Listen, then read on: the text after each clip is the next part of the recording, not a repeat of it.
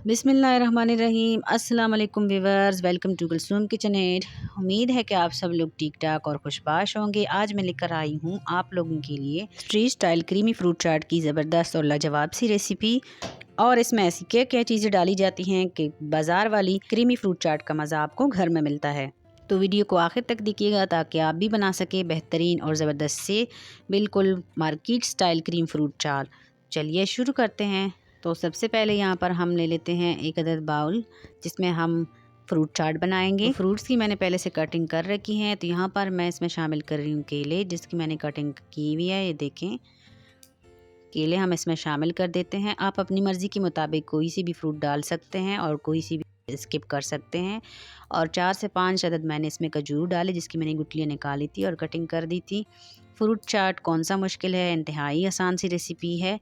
और यहाँ पर मैं इसमें शामिल कर रही हूँ सेब, जिसको मैंने बारीक बारीक काट लिया था।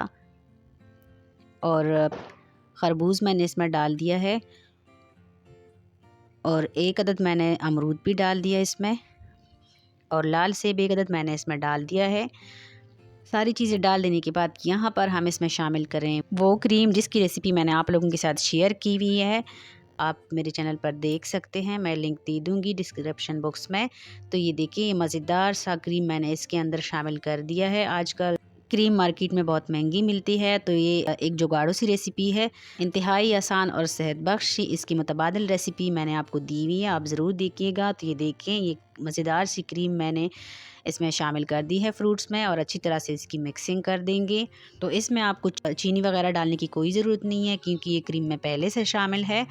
तो ये देखें, हमारी मज़ेदार और ज़बरदस्त और यम्मी सा फ्रूट चाट मिक्स हो गया है। अब मैं इसको सर्विंग बाउल में निकाल देती हूँ। अब इसकी गार्निशिंग करेंगे थोड़ी सी, और फ्रिज में रखकर इसको अच्छी तरह से ठंडा करें। फ्रूट चाट ठंडी बहुत ज़्यादा अच्छी लगती है।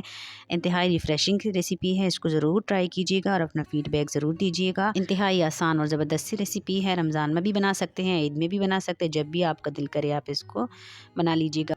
और ऊपर से मैंने थोड़ी सी स्ट्रॉबेरी रख दी है ताकि इसकी लुक खूबसूरत आए।